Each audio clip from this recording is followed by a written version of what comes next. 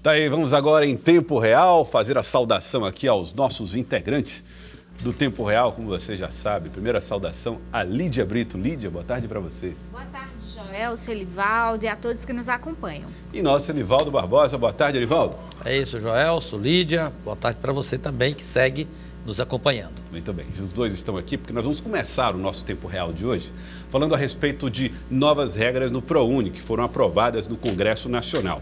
Essas novas regras aumentam as possibilidades, definem regras, por exemplo, entre a renda familiar per capita e o acesso que se terá a esses benefícios. E trata também de questões que envolvem a comprovação da situação desses beneficiados no programa. Nós estamos aqui ao lado do deputado federal do Progressistas, Átila Lira, que vai conversar conosco no Jornal do Piauí de hoje. Deputado, boa tarde, seja bem-vindo. Boa tarde para todos. Deputado, como é que o senhor define essas modificações que foram apresentadas, que foram aprovadas, né, no Congresso Nacional, estabelecendo ali renda per capita de 1,5 a 3 salários? Eu fui o relator desse projeto.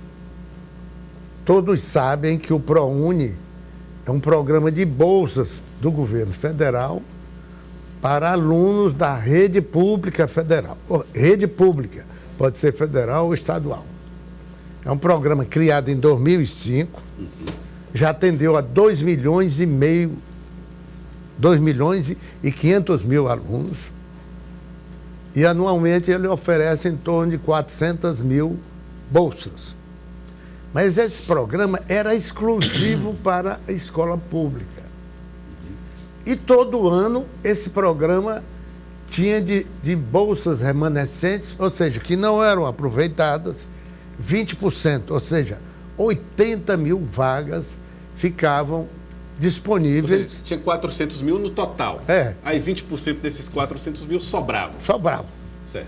Então o programa, o que ele traz de novo, principalmente, é que ele permite que essas vagas remanescentes possam ser aproveitadas por alunos da rede privada, alunos oriundos da rede particular, obedecido o critério social da rede pública, ou seja, renda de 1,5 a 3 salários mínimos e as condições sociais da família, emprego, origem, condição de raça, questão de deficiência física, tudo isso é considerado nessa nova ampliação do ProUni para os alunos da escola privada. E deputado, no decorrer dessa discussão, né, surgiu aí críticas, principalmente a possibilidade desse ingresso de alunos da rede privada prejudicar os alunos da rede pública, né? Que adequações foram feitas no projeto para evitar esse tipo de desigualdade? Nós estabelecemos um regramento que não há a menor possibilidade de um aluno da rede privada tirar uma vaga da área pública. Porque, primeiro, você atende aos alunos da rede pública. Ou seja, o aluno da escola do estado, do município, ele é quem é preferencialmente escolhido para preencher as vagas. Quando nós tivemos as vagas remanescentes, as vagas que sobraram, aí sim, entra a rede privada para integralizar essas vagas. Por que estava sobrando 80 mil? Os alunos não estavam conseguindo preencher esses critérios básicos? É questão de não preencher os critérios básicos. E isso é a média histórica de praticamente mais de 10 anos que se observava essa sobra de vagas anualmente. Mas você acha que não tinha demanda para ocupar todas as 400 vagas? Não tem demanda, porque a seleção também, mesmo para a escola pública, ela obedece à questão da seleção pelo FIES, pelo Enem. Pelo Enem, certo? Essa questão era fundamental. Tá. Só para o nosso telespectador... A raça, não é? O ProUni, ele obriga o pagamento posterior de parcelas, como é o financiamento estudantil? É uma bolsa sem retribuição. Certo. Então, está tudo pago. Esse é o programa social de melhores resultados em termos do ensino superior. Já vale para o próximo Enem, deputado? Já vai valer? Já vai valer para o próximo Enem. E, deputado, diante dessa crise, né, que a pandemia gerou na educação, né, atingindo a educação pública e também a educação privada, essa mudança, de certa forma, vai ajudar aí essas instituições que sofreram com os impactos dessa crise provocada pela pandemia? Vai recuperar esse aluno. Por exemplo, o aluno que abandonou a escola privada, ele vai ser muito bem atendido por esse programa. Agora, nós vamos completar esse programa de proteção social para o estudante, mudando também o FIES. O FIES nós vamos procurar modelá-lo de forma semelhante ao ProUni. Ou seja, diminuir a retribuição do aluno pós-conclusão, tá certo?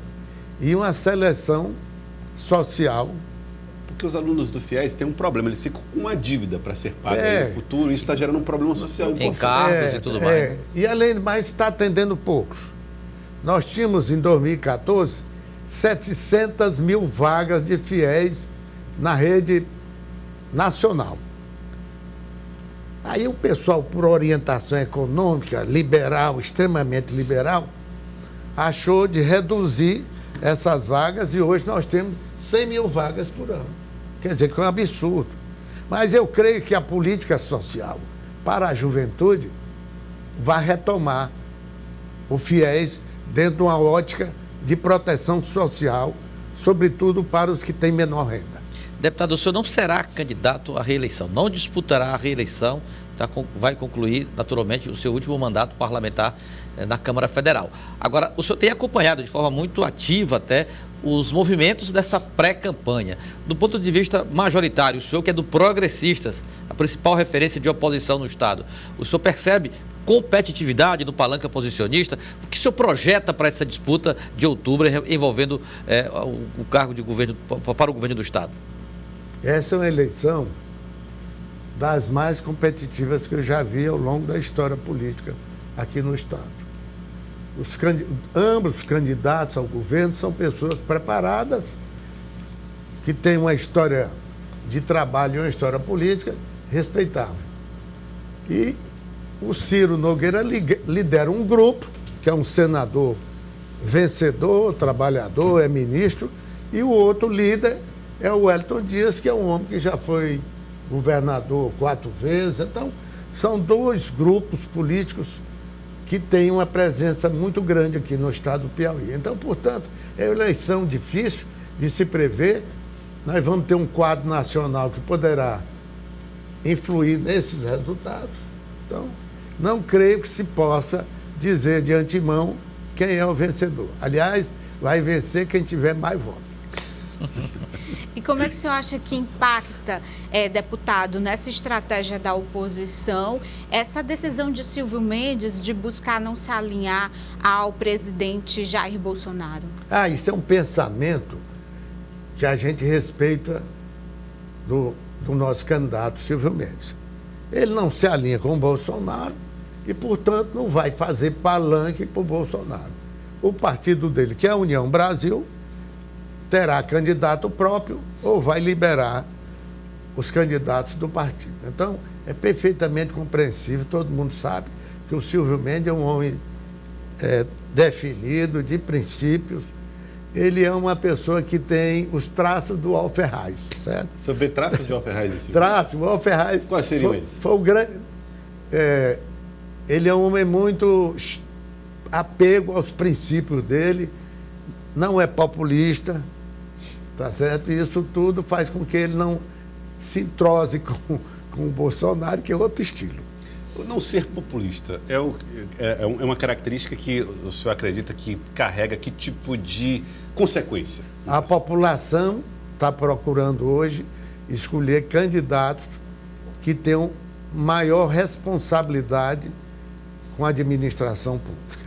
Os adversários falam que Silvio não teria habilidade de diálogo, o diálogo político. Isso, de certa forma, dificulta esse processo? Não, isso aí é a oposição que quer criar esses defeitos que não são próprios, não. O Silvio Mendes foi prefeito de Teresina várias vezes, secretário de saúde, um grande médico, é um sujeito simpático, ele é um sujeito agradável. Mas o senhor acha Quer botar defeito no Silvio Mendes que ele não tem.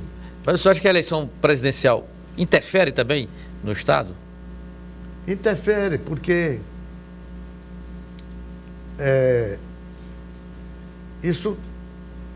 as ações do governo federal, elas terminam se refletindo nos estados, assim como as ações do governo estadual. Então, de um e de outro. Na medida que o Lula avançar no sentido de ganhar as eleições, isso ajuda aqui o candidato do PT.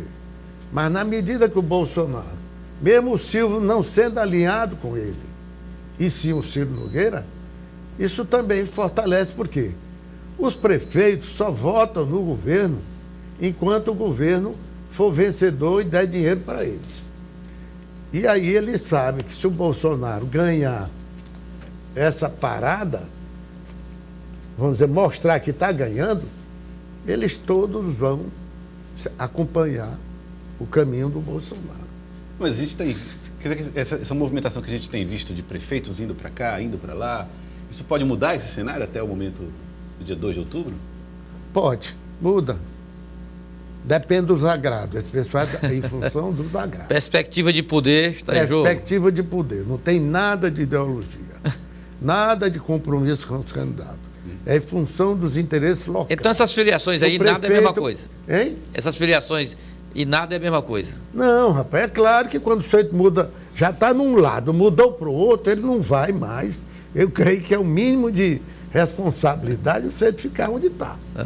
O que eu estou dizendo são os outros que ficam tentados, fica o governo tentando, e nós também tentando. Então, a pressão, deputado, o senador Ciro, ele coloca, né, que há uma pressão por parte do governo do Estado na tentativa de atrair esses prefeitos. O senhor vê dessa forma? Não, esse negócio, essa tentativa de aliciamento, isso é próprio do processo político. Não há como evitar, certo? Não há como evitar. Isso aconteceu no passado e continua acontecendo. Deputado, o senhor... Porque não é ideológico, esse pessoal não é negócio de princípio, não é porque é liberal. Bandeiras partidárias. Não tem nada disso. Olha, só o que o PT recebeu agora para viabilizar a eleição dos candidatos, eu acho que o PT rompeu com tudo quanto é de princípio. Uma questão de ocasião. Rasgou o estatuto? Rasgou o estatuto. O pessoal é mais reacionário do que eu, muito. O senhor é reacionário? Não, como é que não, eu sou um homem conservador. Já fui de esquerda, passei por essa fase, continuo com algumas lembranças da esquerda e alguns princípios, mas eu sou um homem liberal. Agora, o Estado não é a solução para a nossa vida. Deputado, o senhor mesmo disse, já participou de vários processos eleitorais, inclusive para cargos majoritários, parlamentar de larga experiência. E o senhor está colocando um fim anunciado à sua história na política de maneira como protagonista, né? Disputando cargos eletivos. Olhando para o estado do Piauí que o senhor viveu e viu, e olhando para o Piauí que o senhor imagina que teremos aí no futuro, o que é que o senhor acredita que deve ser a principal característica dos gestores que assumirão no futuro o Brasil e o país e o Estado, independente de quem seja? Para que caminhem na direção do progresso. Não, quer dizer, aí depende da realidade e do plano de ação. Por isso que a necessidade que cada candidato tenha um plano de ação no sentido de trabalhar para que o Estado tenha uma economia forte para atender às necessidades de emprego e fazer os investimentos tradicionais em educação e saúde. Mas a preocupação com o emprego é fundamental. E está integrado à economia nacional. Um Estado sozinho não representa nada. Sobretudo o Piauí, que é um Estado que tem uma posição econômica de menor renda per capita muito pequena, de padrão educacional ainda a desejar. Então, isso tudo tem todo um desafio de trabalho a ser feito pelos novos governantes. E que o povo espera seriedade, compromisso, né?